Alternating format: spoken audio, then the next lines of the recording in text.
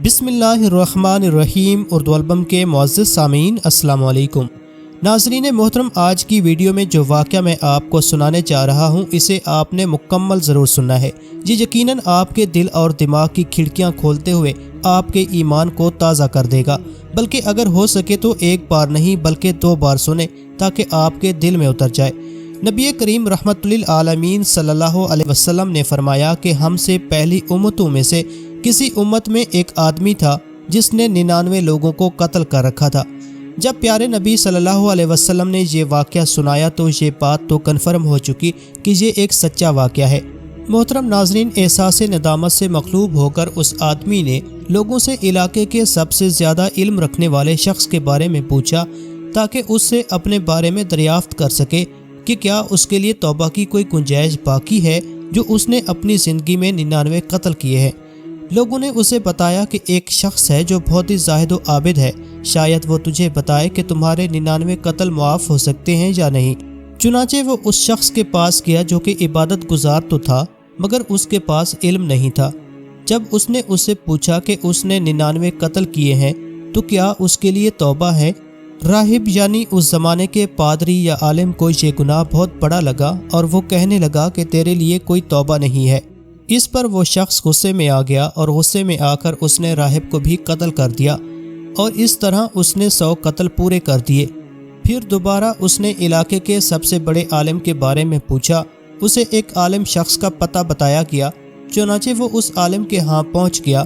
اس نے اس سے پوچھا کہ اس نے 100 افراد کو قتل کیا ہے، کیا اس کے لیے توبہ ہے؟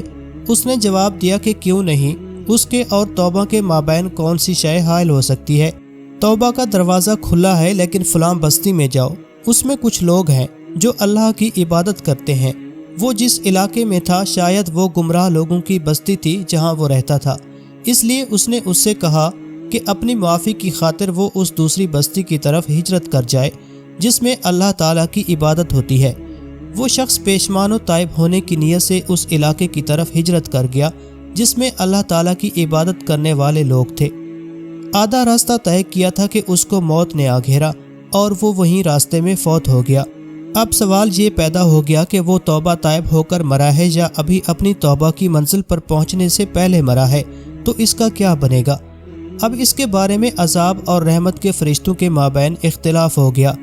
رحمت کے فرشتے کہنے لگے کہ اس نے توبہ کر لی تھی اور وہ نادم و تائب ہو کر آ رہا تھا، لیکن عذاب کے فرشتے اسے اپنے ساتھ لے جانے پر ڈٹے ہوئے تھے۔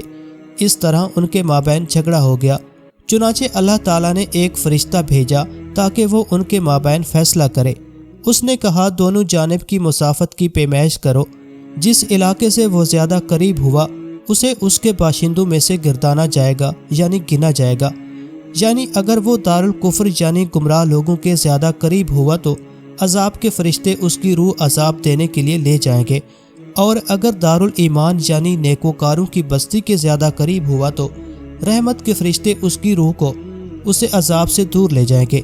چنانچہ انہوں نے ان دونوں کی مسافت کو ناپا تو جس علاقے کی طرف وہ جا رہا تھا یعنی دارالایمان کی جانب، وہ اس علاقے کے زیادہ قریب پایا گیا بنسبت اس جگہ سے جہاں سے وہ ہجرت کر کے آ رہا تھا۔ چنانچہ رحمت کے فرشتے اس کی روح قبض کرنے کے ذمہ دار ٹھہرے۔ دوستو، اس سے ہم کیا سبق سیکھتے ہیں؟ اس واقعے سے ہمارے لیے سب سے بڑا سبق یہی ہے کہ ہمیں کبھی بھی اللہ تعالیٰ کی رحمت سے مایوس نہیں ہونا چاہیے۔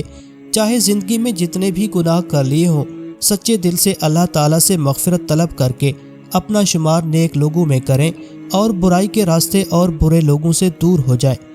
اللہ تعالیٰ ہم سب پر اپنے حبیب کے وسیلے اپنی بے شمار برکتیں اور رحمتیں نازل فرمائے۔ ویڈیو اچھی لگے تو کمنٹ میں آمین ضرور لکھیں۔ ملتے ہیں اگلے ویڈیو میں، تب تک کے لیے اللہ حافظ۔